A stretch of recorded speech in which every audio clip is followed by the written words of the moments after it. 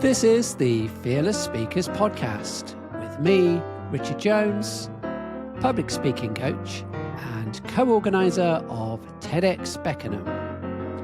This episode, I'm speaking to Royston John. Hello and welcome to the Fearless Speakers Podcast. I'm Richard Jones, a public speaking coach and co-leader of TEDx Beckenham. Every month, I chat to speakers and organisers from the TEDx world and beyond to give you insight into how you can create deeper connections and spark action by sharing your ideas from the stage.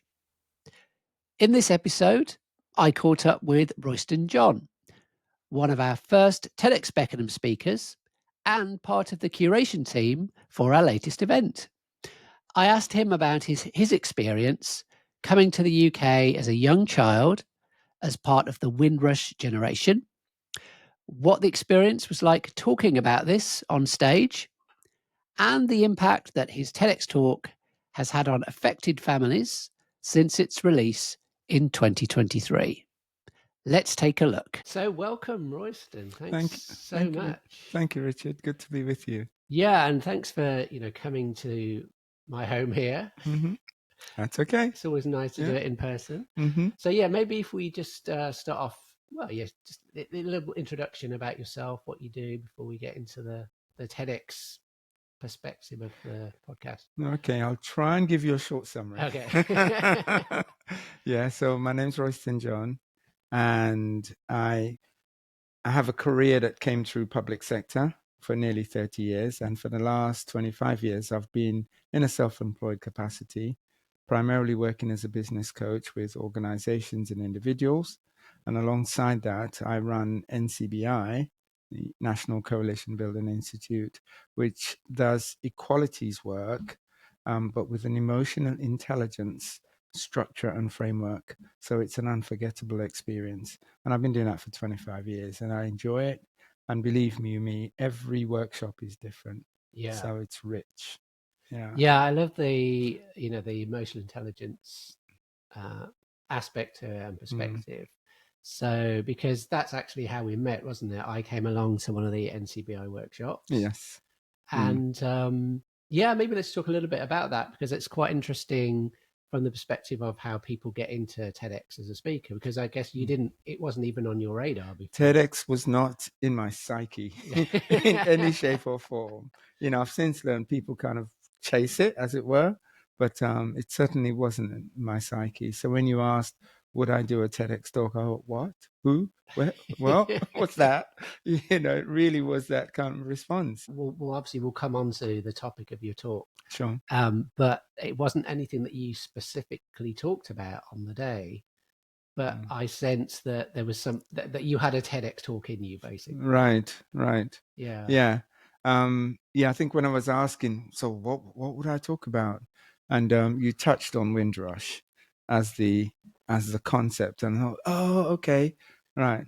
And once you kind of lit that touch paper, then yes, of course, there's a full story behind it. Yeah. Yes. Yeah. So maybe if we start there, then maybe give a little bit, because I know that I had a vague understanding of what happened in the late 60s. Yeah. People coming over from the Caribbean, but that's as far as my knowledge went, and I'm sure a lot of people will be in a similar situation. So maybe if you could give us a bit more. Absolutely. Background. Yeah, because when we watch the news on the BBC, there's back in 19 blah blah blah, these people came on a boat from Emperor Windrush, and that's about the sum of it.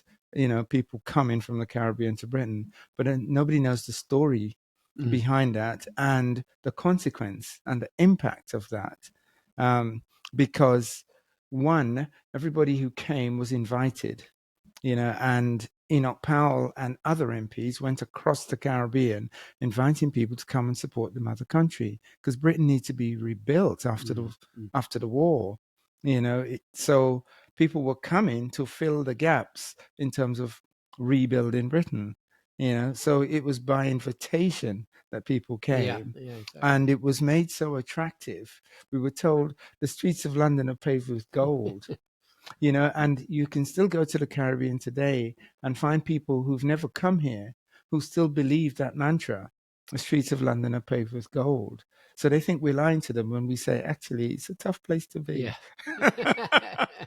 You know, but the consequence of that was some people borrowed the money to get a one-way fare to come, and in some instances left their partners behind.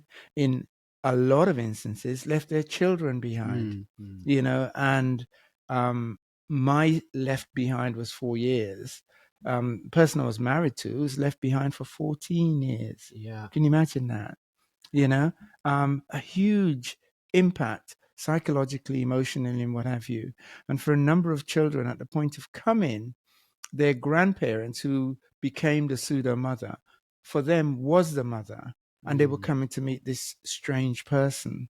Yeah, You who know, they so lost contact with, maybe couldn't even remember them. that's right. Yeah. You know, and my mother was used as a catalyst to keep me in check. You know, anytime anything went wrong, wait till you go meet your mother. You know, so when I was coming to meet my mother, there was some trepidation about this woman that would sort me out. You know, which was phenomenal. And of course, so the traumatic thing was those who were left behind, their grandparents, suffered loss because their child now has left, and you as that person was leaving behind your mother to come and meet this strange person. You know, and for a number of people arriving here, found that, depending on the gap, that the parents have started a new family. So, you know, I use the term love child, which is this new family born and bred in a framework in Britain. And then suddenly you're coming from the Caribbean to join that. You're the outside. You feel on the outside. And that bridge between the abandoned child and a love child in 2025 has still not been repaired. Yeah. Yeah. I mean, you talk a lot in the TEDx talk about your experience, first of all, while you were still in the Caribbean, and then when you came over, and how traumatic that was. You go into quite a lot of detail, which is makes the talk even more powerful. But you're right. It also, as you say, is having a long-lasting impact. Because it's a story of survival. How do you survive? How do you negotiate terrain when people are not talking to you about trauma, what it is, what it looks like, how it impacts, how do you repair it? And of course, that trauma is layered upon the impact of the enslavement process. So the foibles, the mannerisms, the way of behaving has been established through the enslavement process that just gets rolled forward and rolled forward and rolled forward. So the idea of affection and hugs and kisses and cuddles and what have you from parents was a kind of no-no.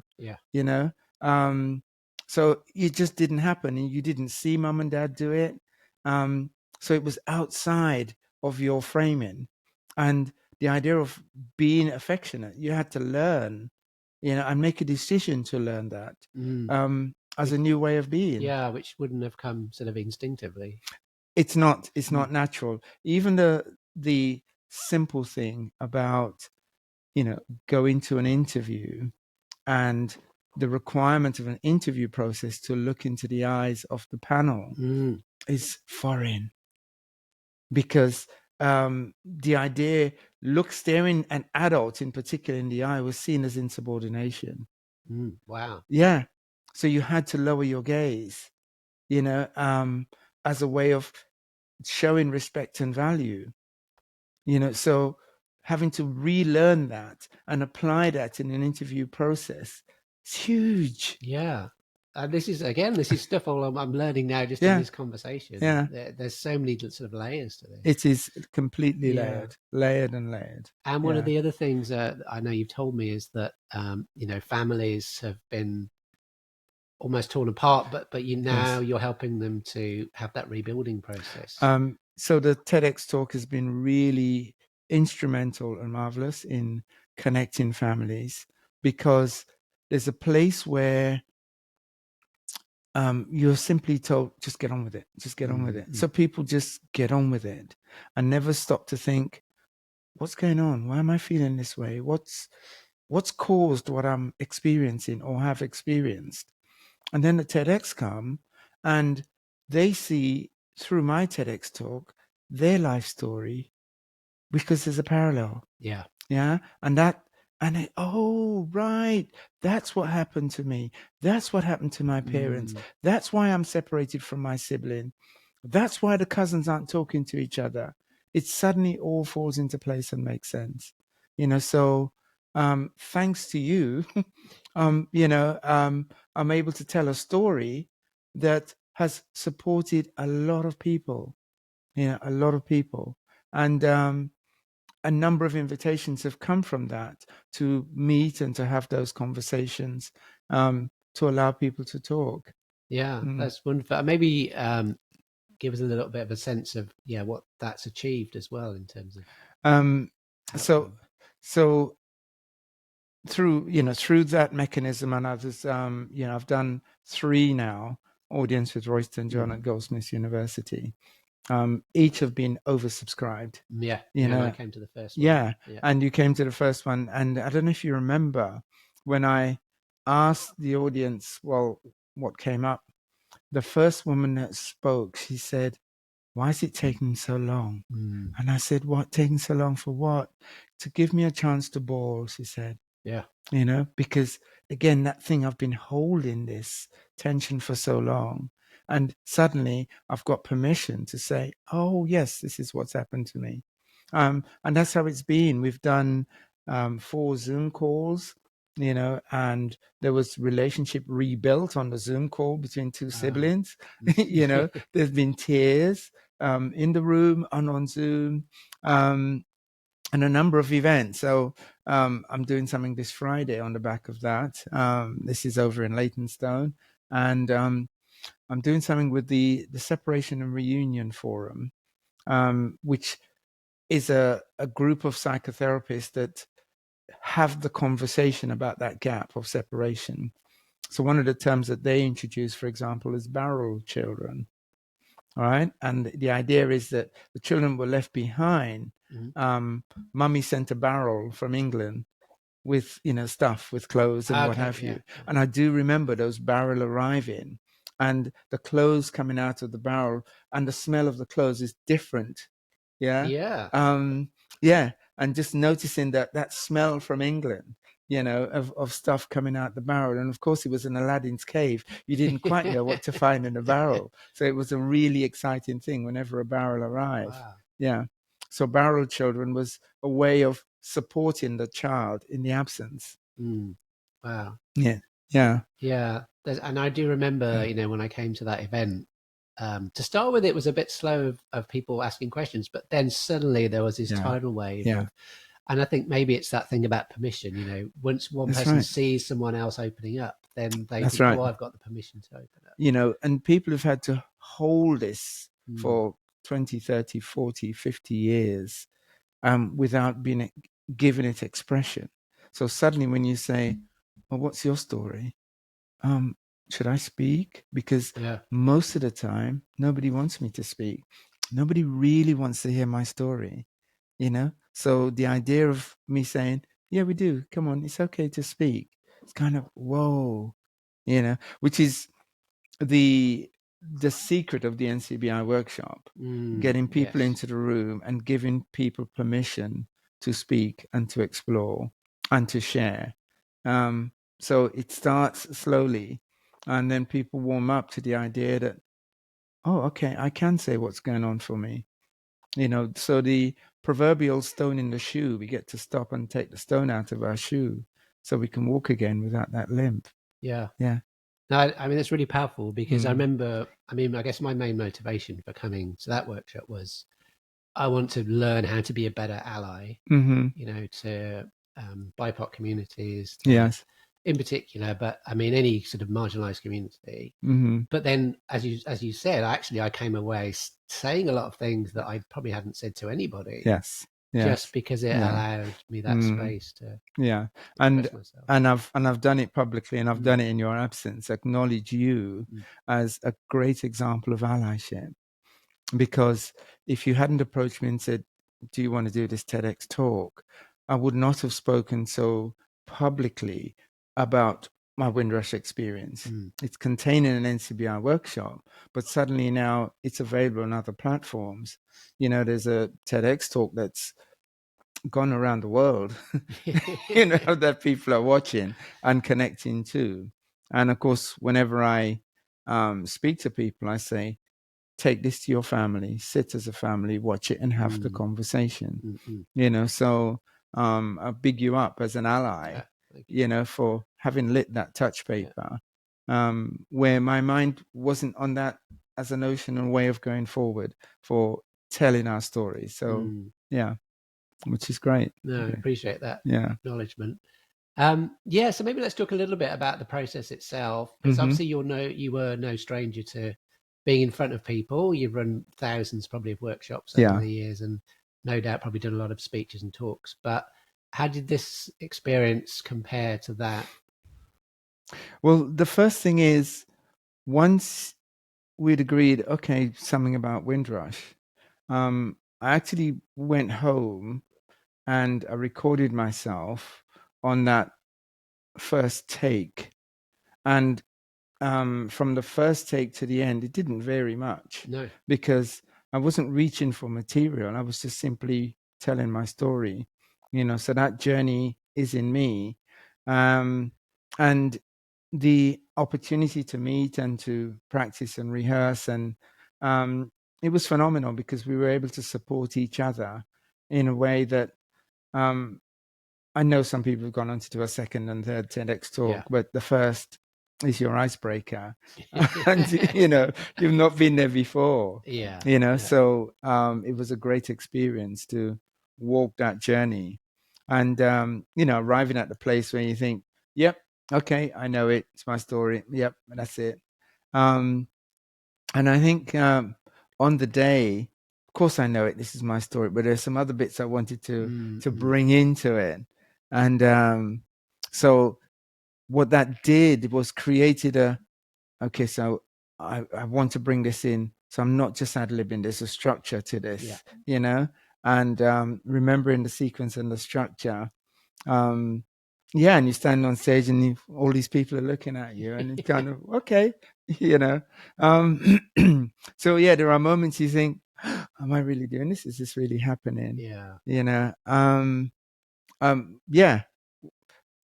So I remember the very first time that I saw myself on camera. I was kind of horrified. Oh my goodness, is that what I look like? Is that what and what have you? That's interesting to hear. Yeah. I mean, I have the same experience. Yeah. The very first time. And I remember getting feedback from people I'd interviewed, and they talked to me about them experiencing my piercing eyes, and they refer to it as, which is the intensity of my listening. When you're talking, you've got all my attention, and it's an intense, because I'm really hanging on to every word that you say, but they experience it as a sort of piercing eye. So I had to learn to kind of keep moving away, from time to time, in that process. When you said listening, what do you mean there? Because most people don't listen. Most people have tennis conversations. And the essence is, when you listen, you should listen with your eyes and your ears and your body. Because if you don't, there's some other thing going on while that person is speaking. So the stillness of listening is an art. And I certainly work to practice that and not be formulating an answer or response, halfway through what somebody is saying. So because I teach about active listening, I try to model that as well. So it was a great experience. It was a great experience in a TEDx talk. Some people have said, when is the next one? And I'm kind of, is there a next one? I don't know. There could be. I think there could be a next one. I mean, I've got 1,000 stories to tell. But I like the fact that you said, something about your journey coming to the Caribbean. Okay, I can do that. So I think I would like to respond to an ask or a need, whatever that is, and then I can freely speak about that. Yeah. I think it's important for anyone listening out there who's thinking of doing a TEDx that it's important to have a key message. I'll talk about this a lot through all of these podcasts. Yes. And that's what I think we worked on with you, because we knew that you had a great story and what was the message underneath it, which was around, the separated families and the trauma that's still present in, within that today. So what we've just talked about. So I think that's important for anyone thinking, like, yes, you might have a great story, but like, what's the message that you want to? That's right. Yeah. And not to cloud it or drown it with too many bits, like, for example, I reflect, I said nothing about my experience with police, at all. And I'm very pleased that it was so, because I want police officers to also watch this TEDx talk and not be thinking, I've got to be on my P's and Q's, what's somebody else having a go at police, and that sort of thing. So I'm really glad that I didn't talk about the police, but of course I talked about an aspect of education. As a last section, Ronke and I, that's my co-organizer, for those of you who don't know who are listening, invited you to come along to help to both curate and then, as it turned out, train some of the speakers in the most recent edition. I wanted to, if you could just share a little bit about what that experience was like for you. I really enjoyed that. I really enjoyed that and would love that opportunity to do that again, because it's team building, and something I do with a city firm, a public sector organization, a voluntary sector, in a school team, wherever. So this is a different aspect of team building. And although the individual is on a stage by themselves, the preparation, the camaraderie, the support is really important, and there was some lovely nuances that came through the TEDx talk, which as a collective we discussed. And oh no, don't go left, go right, and don't step back, step forward. All of those things made a difference in that delivery. And I think it's really important that it's not just simply a case of you go and do a TEDx talk, get on with it. But it is about supporting that person on that journey. And of course, a number of us have done the TEDx talk, so we know what that journey is like. And as I said before, everybody's doing a TEDx talk for the first time. And when you are preparing it, listening or watching a TEDx talk, you think, well, it's this. But actually, the work behind it is deeper. The thoughts behind it, the sentiment, the moral, the story, all of those is deeper. And you're creating something that's unforgettable, for you and for the people watching it. I think there's a couple of key points there that I want to bring out from what you've said. The first one is that team aspect to it. Ronke and I were really adamant that we wanted to, in a way, we're kind of creating as we went along, but we wanted to, first of all, make sure that people feel that they had sufficient support, but also that they were part of a community, a collective, who were all doing the same thing together. And so they didn't feel like they were alone.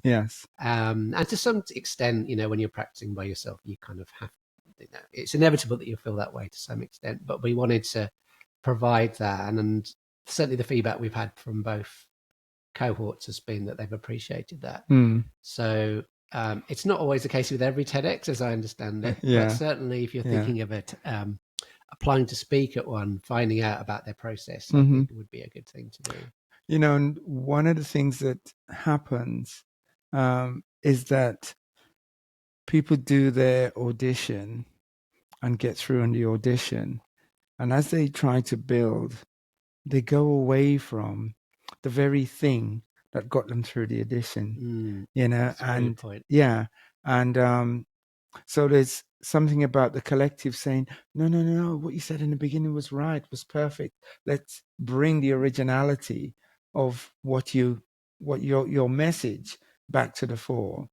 Because something about humanity that I've got to polish this, to something that don't look like the raw experience, because I've Yes. got to polish it. And in most cases, we've had to say, no, come back, because the story is in the raw experience. It's not in something that you're now presenting to a CEO because you want another promotion. Yeah. you No, know, totally. yeah. I think you're absolutely right there. And I noticed that as well, that people often get stuck in the minutiae of the scripting of it, and it must be this way, and that means sometimes that they lose touch with the emotion, the heart, the passion that they have for that topic. And that's really what we're looking for when we're Yes. looking for speakers. The number one thing is, do they have a passion for this message that they want to deliver? And so if you lose touch with that, you've kind of lost the the word gold is on your notes there. Like Yeah. that is the gold, right? Yes. The gold Yeah. of the talk is the emotional connection. Mm-hmm. So yeah, that's the second thing I wanted to say, was that we noticed that we had to keep bringing people back to that. Yeah. And that's the benefit of, having been there before, not reinventing the wheel, and having an idea of what works in terms of form and structure, which don't lose anything from the story, just allows people to connect, and if I think in a TEDx talk, you want somebody to say at some point, oh my goodness, I had no idea that was your experience. Or to be able to laugh because a reality, a parody, a reality, a sketch, I can't quite find a word, has just come to life. That paradigm shift, that aha moment. And if you can get any of those out of a TEDx talk, then I think it's good. Yeah. Yeah. And of course, our experience of living 20, 30, 40, 50, 60 years is in itself a story. Yes, Definitely. Yeah. I think there's a story in every life, and at least one story. And from that, there's probably a message. So. Yes. And, the idea about us as human beings is about learning. What's the lesson that I can learn? So I don't need to have the bad experience because I've learned the lesson. Yeah, so then you can give people the benefit of your wisdom. Absolutely. Yeah. Although there are some people who still need to go through the bad experience, but hopefully if we say, no, there's a hole there, don't go left, people will take heed of that. Right. Yeah. So I guess just to round up then, is there anything else that you would say to someone thinking of giving a talk or getting involved with TEDx in some way that you'd like to share? Remember when my TEDx talk went out live and it got a few and it was okay. And then I think when it passed 100, that was the point when I thought, I don't own this anymore. I don't own this anymore. And I can't pull it back. It's out there. So I've had to let go. Just let go of it. I've had to let go. And what's really fascinating for me in my journey, when I sit and watch the TEDx talk, my TEDx talk with people in the room, I'm watching it like they're watching it. I'm seeing it as they're seeing it. And every time I see it, I get something different from watching it. Wow. Yeah. So the growing is exponential. Seeing yourself back, you're learning from yourself. But I'm not seeing myself, I'm seeing this person. Right. Yeah, so just as they're seeing this person, I'm seeing this person. Wow. And I didn't realize it would be so, but that is how it is for me. That so I'm having an experience with a room full of people, that I can talk to, and just in the places where some people would get emotional, I would get emotional listening to this guy.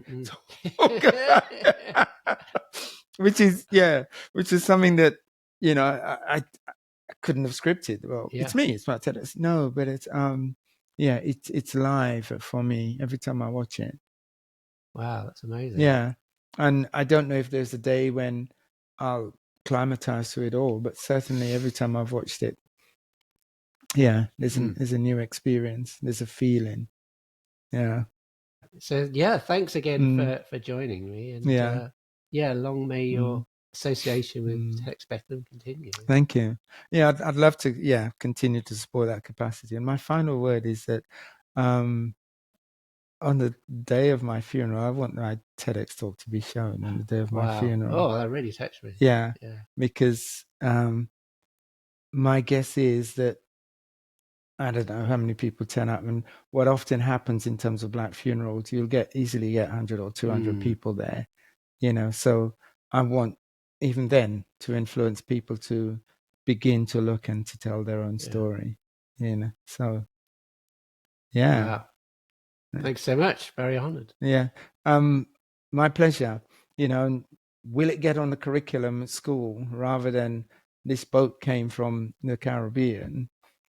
Here's an experience of, a Caribbean boy on living and coming to Britain to support Britain. Yeah. And a real life story, not something you're reading in a book. Absolutely. Yeah. Absolutely. Yeah. I want to try and get Steve McQueen to turn it into a film. Well, I'm sure in a few years we could be having another conversation about the film adaptation. Thanks again to Royston for spending time with me on the sofa. Tune in next time if you want more insights into how you can create deeper connections and spark action from sharing your ideas from the stage.